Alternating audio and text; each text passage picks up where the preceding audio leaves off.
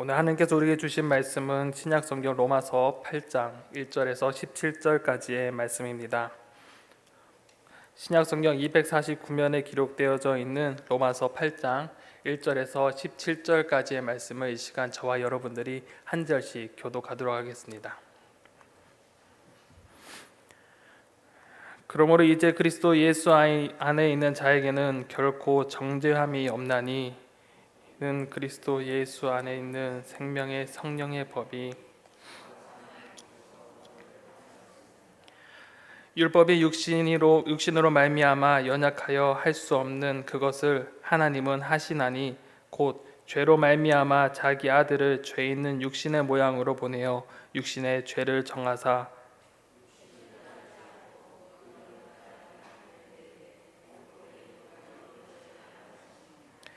육신을 따르는 자는 육신의 일을, 영을 따르는 자는 영의 일을 생각하나니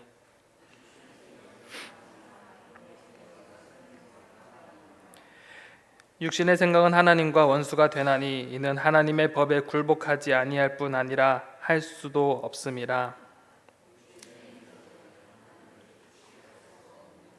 만일 너희 속에 하나님의 영이 거하시면 너희가 육신에 있지 아니하고 영에 있나니 누구든지 그리스도의 영이 없으면 그리스도의 사람이 아니라.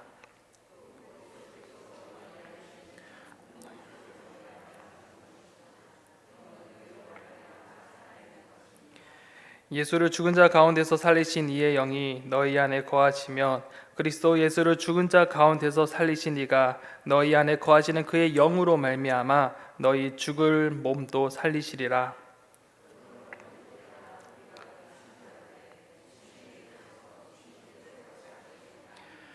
너희가 육신대로 살면 반드시 죽을 것이로되 영으로서 몸의 행실을 죽으면 살리니 하나님의 영으로 인도함을 받는 사람은 하나님의 아들이라.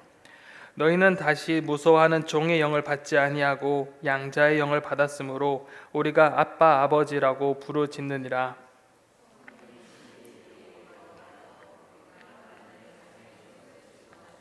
함께 읽겠습니다.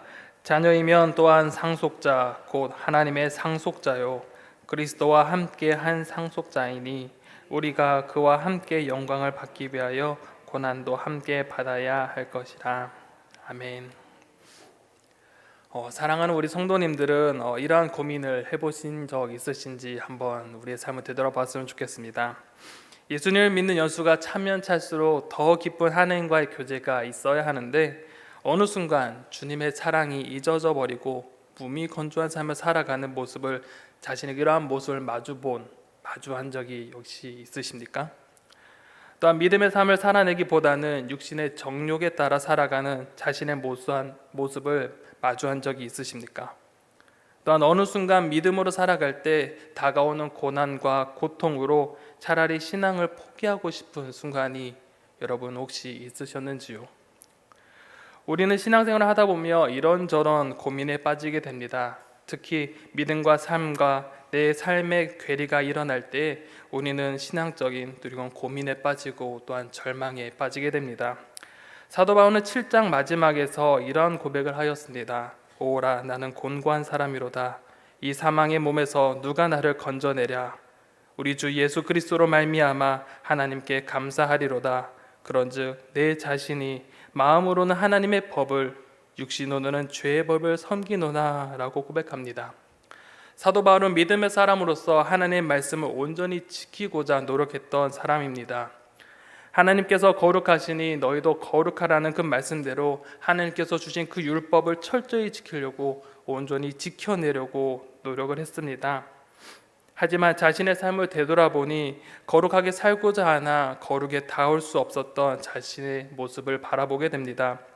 마음에는 하나님의 법을 따른다고 했지만 여전히 육신의 죄의 그 법에 섬기는 이중적인 모습을 마주할 때 나는 공고한 사람이라고, 나는 비천한 사람이라고 사도 바울은 고백하게 됩니다.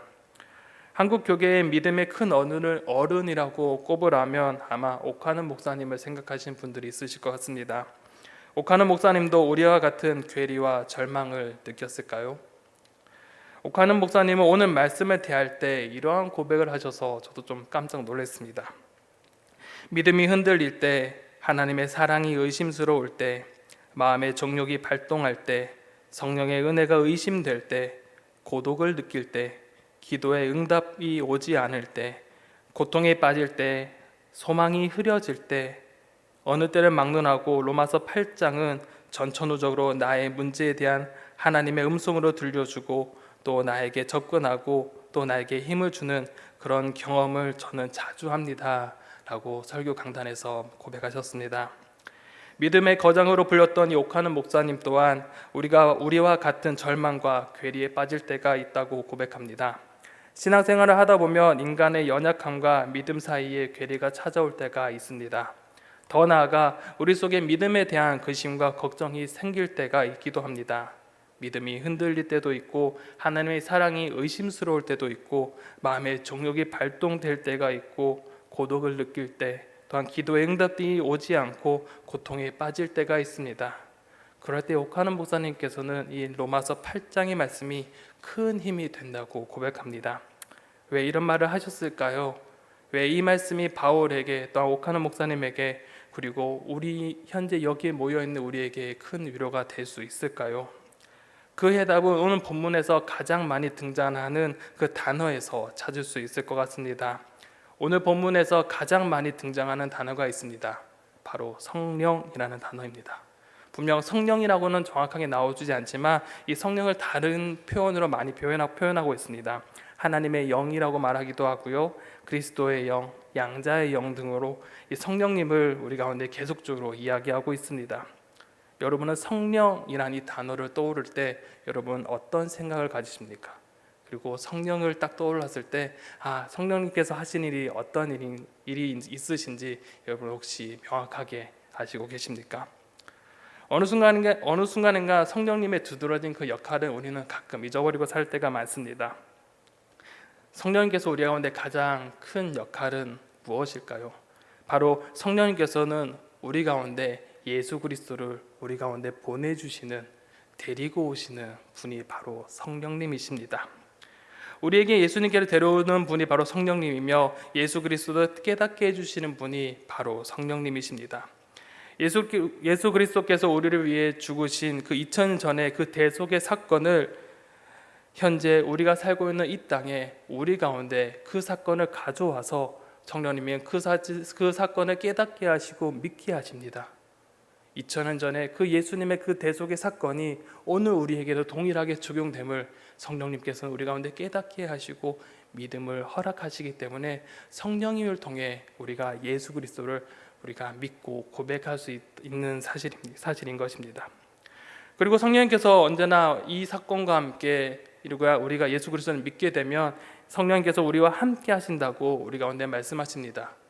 우리와 함께 하심과 더불어 또한 우리 가운데 하나님의 자녀임을 확신시켜 주시며 성령님을 통하여서 우리가 위로를 받게 하게 하시고 또한 힘을 주어 이 땅을 살아가게 하십니다. 오늘 본문이 바로 이 성령님이 어떠한 분이신지 계속적으로 우리 가운데 말씀하고 있습니다.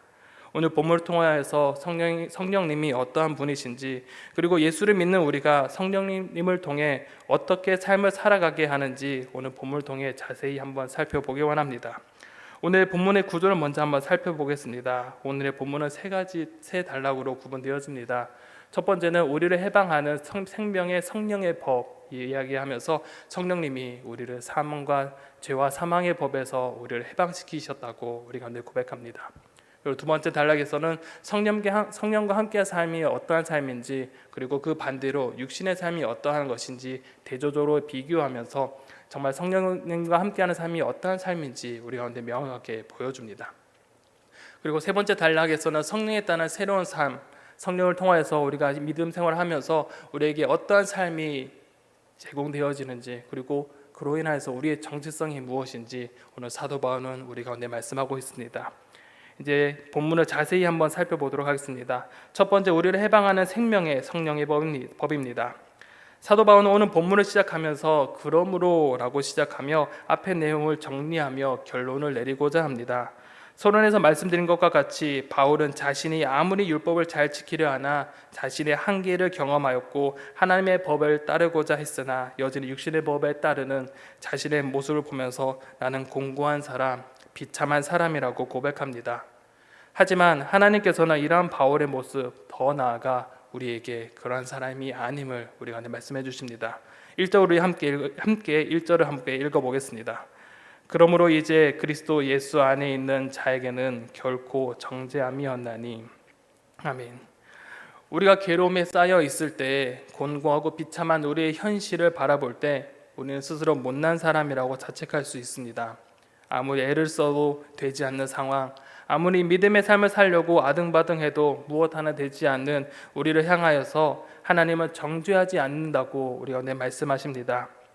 정죄한다, 이 단어에는 어떠한 악행에 대한 상하는 벌로 그에게 벌금형을 내리는 것을 말하는데, 하나님께서 정죄하지 않겠다고 말하시면서 우리 가운데 처벌하지 않겠다고 말씀하십니다. 그런데 이 말씀의 대상이 너무나 중요합니다. 이 정죄하지 않는다, 그 전에 보면 그 정죄하지 않는 대상이 나오는데, 바로 그 정죄하지 않는 대상이 바로 예수 안에 있는 자라고 기록하고 있습니다. 예수 그리스도 안에 있는 자, 예수 그리스도의 영역 안에 있는 자에게 정죄하지 않는다고 분명하게 말씀하십니다. 예수 그리스도 안에 있다라는 것은 바로 예수 그리스도의 영향력 아래 있다는 것으로서, 이를 경험한 사람은 이 예수 그리스도를 믿음으로 그의 죄가 속량되고 의롭다 하심을 경험한 사람들입니다. 이들은 예수 그리스도를 믿음으로 죄에 대하여서는 죽고 하나님께 대하여서는 살아 있으며, 또한 사막이라는 죄의 삭슬 받는 것이 아닌 하나님의 값없는 은사인 영생을 받았습니다. 한마디로 말해 결국 예수 그리스도를 통하여서 구원을 받아 예수 그리스도 안에 거한 이들에게 결코 정죄함이 없다고 우리 가운데 선언하고 계십니다. 그렇다면 예수 안에 있는 자가 구원을 받는 과정에서 어떠한 일이 일어나기에 하나님께서는 우리 가운데 정죄하지 않는다고 말씀하실까요? 그 답은 2절에서 다음과 같이 말씀합니다. 2절에 보면 이는 그리스도 예수 안에 있는 생명의 성령의 법이 죄와 사망의 법에서 너를 해방하였음이라 라고 말씀합니다. 바로 성령의 역사입니다. 성령의 역사로 인하여서 우리를 정죄하지 않는다고 우리 가운데 말씀하십니다. 예수 그리스도를 믿는 자가 죄와 사망에서 해방될 수 있는 것은 바로 예수 그리스도의 죽으심에 근거하여 성령께서 우리로 하여금 믿게 하시기 때문입니다. 예수 안에 있기 전까지 우리는 죄와 사망의 법에서 구속되어 그의 지배를 받고 속박되어 살아갔습니다. 그러나 예수님의 구원을 이루어내셨고 생명의 영인 이 성령님께서 예수님의 그 구원 사역을 우리에게 가르쳐 주셨고 믿게 하심으로 우리를 죄와 사망의 법에서 해방시키셨습니다. 다시 말해 예수님께서 우리의 죄의 문제를 해결하시기 위해 직접 우리의 죄를 짊어지셨고, 또한 성령께서 우리에게 이러한 사실을 알게 해주시고 또한 이 사실을 믿게 하셨다는 것입니다. 더 중요한 것은 이런 구원의 역사는 율법으로는 도저히 알 수 없고 율법으로는 도저히 그 구원을 이뤄낼 수 없다는 것입니다. 오직 구원의 역사는 오직 예수 그리스도를 근거로 한 성령을 통해서 이루어진 것입니다. 그렇기에 3절은 율법의 한계를 넘어 역사하신 성령의 역사를 다시 설명합니다. 3절과 4절에 보면 율법이 육신으로 말미암아 연약하여 할 수 없는 그것을 하나님은 하시나니 곧 죄로 말미암아 자기 아들을 죄 있는 육신의 모양으로 보내어 육신의 죄를 정하사 육신을 따르지 않고 그 영을 따라 행하는 우리에게 율법의 요구가 이루어지게 하려 하심이라 라고 말씀하십니다. 우리는 이 대목에서 로마서 7장의 말씀을 한번 떠올려 보아야 합니다. 율법은 선하고 의롭다고 바울은 우리 가운데 말합니다. 그러나 우리 속에 이 죄로 인하여서 율법을 속박했습니다. 7장 5절에 보면 죄의 종력이 우리의 지체 중에 역사하여 우리로 사망을 위하여 열매를 맺게 했습니다 라고 말합니다. 그렇게 율법이 하나님의 뜻을 계시했지만 육신을 가진 이 사람의 죄로 인해 그 뜻을 온전히 지킬 수가 없고 오히려 율법의 저주를 받을 수밖에 없었습니다. 결국 죄로 인해 율법은 사람들을 죄와 사망에서 자유롭게 하지 못하였습니다. 하지만 하나님은 이 율법을 이루어내지 못한 것을 이루어내셨습니다. 바로 이 죄의 문제를 해결해 주셨습니다. 자신의 아들을 이 땅에 보내주셨고 그 아들 예수 그리스도께서 죄를 짊어지시고 죽으심으로 죄를 대신 해결하셨습니다. 더 나아가 우리를 죄와 사망의 법에서 해결해 주셨습니다. 그리고 성령님께서 우리로 하여금 이 사실을 믿게 하셨습니다. 예수 그리스도의 죽음을 통해 우리는 죄와 사망의 법에서 해방되었고 더 나아가 율법을 완성시키셨습니다. 우리에게 율법의 요구가 이루어지게 또한 하셨습니다. 이 율법의 요구, 그것은 바로 한마디로 말하면 사랑입니다. 예수 그리스도를 믿음으로 믿음의 자녀들은 바로 하나님을 사랑하고 동시에 이웃을 사랑하는 삶을 살게 하셨습니다. 바울은 이렇게 1절에서 4절의 말씀 통해 말하고자 하는 것은 바로 죄에 얽매여 있는 우리를 해방시키기 위해 하나님께서는 예수님이 이 땅에 보내주셨고 그 예수님이 우리의 죄를 짊어지시고 대신 죽으심으로 그 죄의 문제를 해결해 주셨다고 말하고 있습니다. 더 나아가 이 성령님께서는 이 사실을 우리에게 알려주시고 우리의 죄를 깨닫게 하심으로 예수 그리스도를 믿을 수 있도록 도와주신다는 것입니다. 이러한 성령님의 사역을 통해 우리는 더 이상 죄의 영역에 머물러 있지 아니하고 예수 그리스도 안에 하나님의 나라에 거하게 하셨습니다. 그렇기에 이제 두 번째 단락에서는 이 죄의 영역에 머문 삶과 하나님의 나라, 즉 성령과 함께 머무는 삶을 분명하게 대조하면서 믿음의 사람의 삶은 어떠한 삶인지 우리 가운데 알려주십니다. 5절에 보면 육신을 따르는 자는 육신의 일을, 영을 따르는 자는 영의 일을 생각하나니 라고 말씀합니다. 여기서 분명히 육신을 따르는 삶과 성령을 따르는 삶의 극명한 차이를 말하고 있는데 그 극명한 차이가 바로 생각의 차이입니다. 생각은 우리의 삶의 태도를 바꾼다는 것을 우리 너무나 잘 알고 있습니다. 그리고 이 생각은 마인드, 이 정신과 연관되어 있기에 어떤 생각을 하느냐에 따라 그 사람의 행동과 삶이 결정됩니다. 바울은 분명하게 말합니다. 육신을 따르는 자는 육신의 일을 생각한다고 말씀합니다. 육신에 따르는 자를 한마디로 정의한다면 바로 죄의 지배를 받는 자입니다. 육신을 따르는 자는 죄의 지배를 받기에 그의 생각과 행동은 언제나 죄를 향할 수밖에 없습니다. 반면에 성령을 따르는 자는 예수 그리스도 안에 있기에 모든 생각과 행동이 그리스도의 생각과 일치하게 됩니다.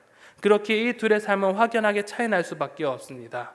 그 분명한 차이가 6절에서 8절에 더 분명히 나타납니다. 육신의 생각은 사망이요 영의 생각은 생명과 평안이니라. 육신의 생각은 하나님과 원수가 되나니 이는 하나님의 법에 굴복하지 아니할 뿐 아니라 할 수도 없음이라.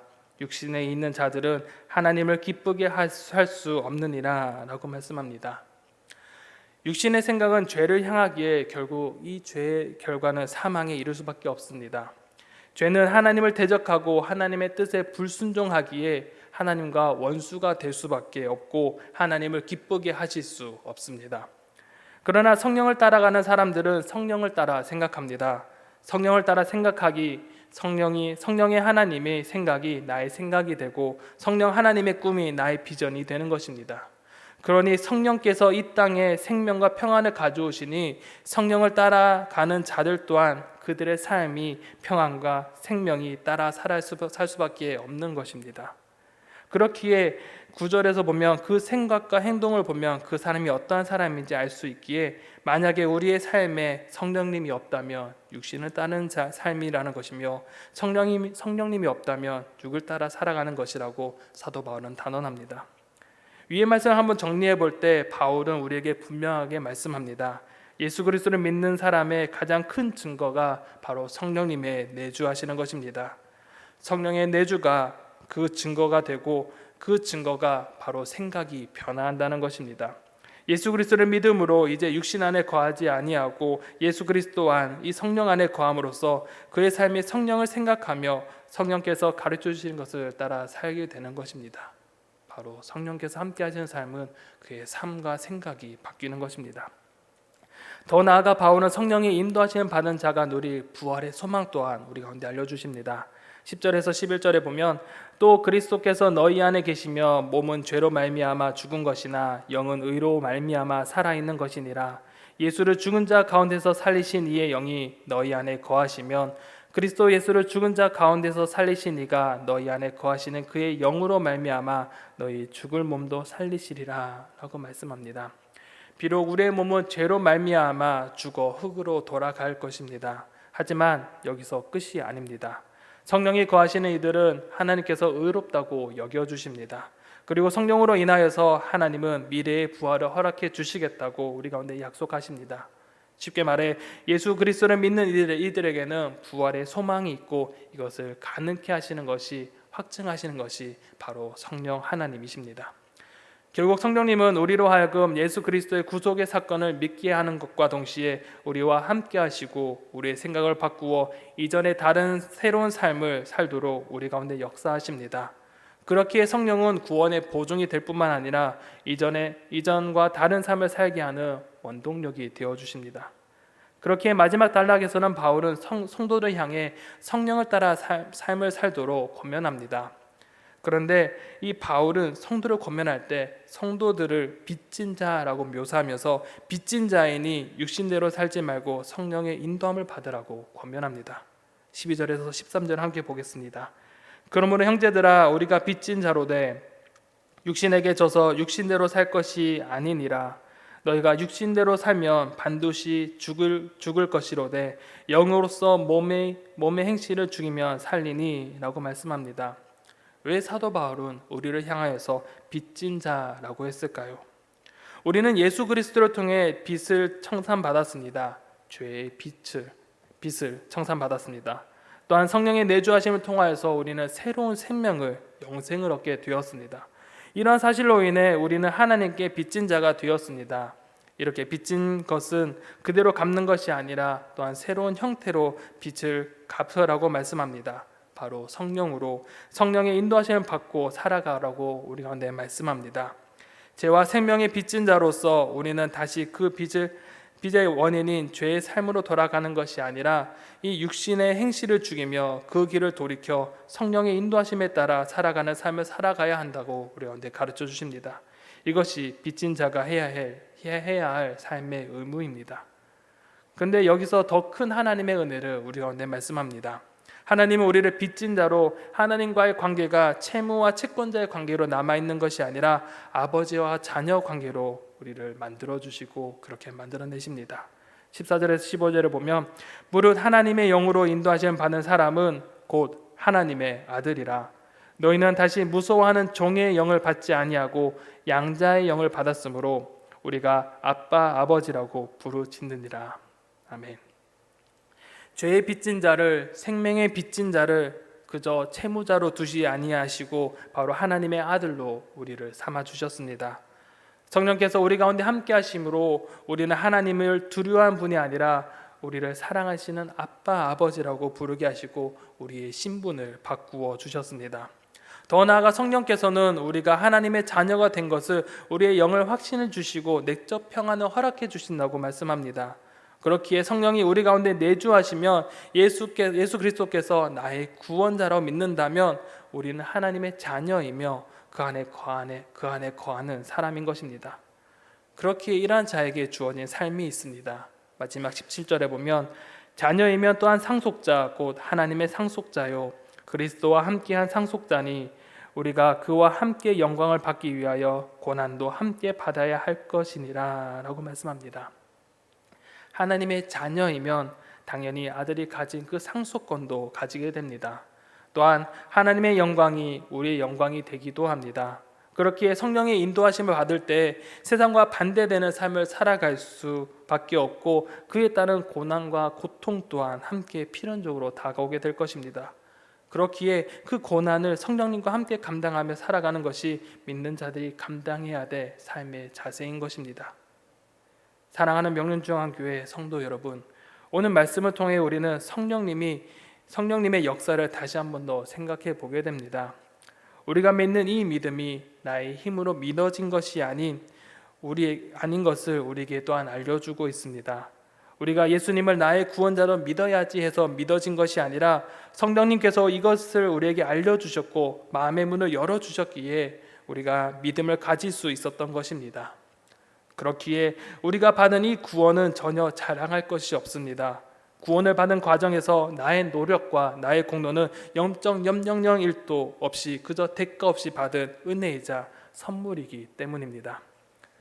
죽을 수밖에 없는 나를 살려주신 것, 나를 살리기 위해 예수님을 이 땅에 보내주셨고 예수님이 나의 죄를 대신 짊어지시고 죽으신 그 사실, 2000년 전에 벌어진 그 사건이 오늘 나에게 감동이 되어지고 그것이 믿게 되어지는 것은 바로 성령님께서 우리 가운데 그 사실을 알려주셨기 때문에 우리가 그 사실을 믿을 수 있고 아멘으로 화답할 수 있는 것입니다. 그렇기에 우리는 더 이상 이 죽음과 사망의 영역이 아닌 이 성령님과 함께 살아가는 삶이 되었습니다. 성령님께서는 언제나 내 안에 함께 계시기에 우리는 성령님의 음성을 들으며 성령님의 인도하심에 따라 살아가면 되는 것입니다. 성령님은 언제나 우리와 함께 하시기에 우리가 비록 넘어져도 다시 주님을 바라볼 때 주님께서 우리는 회복시켜 주시며 우리의 삶을 인도하시며 힘을 주십니다. 오늘 우리가 여기 있는 것, 우리의 힘으로 된 것 아무것도 없습니다. 오직 하나님과 예수님 그리고 성령님의 역사로 인하여서 오늘 우리가 이 구원의 자리에 있게 된 것입니다. 그 은혜를 생각하며 우리의 삶을 점검하시길 바랍니다. 주님과 더 깊은 교회 자리로 주님이 주시는 참된 평안을 누리시길 바라며 주님이 주시는 참된 자유를 누리는 우리의 성도님들이 되시길 간절히 소망합니다. 더 나아가 주님과 함께 동행하며 성령에 합당한 삶을 살아가는 우리의 성도님들이 되시기를 간절히 소망합니다. 이 시간 말씀을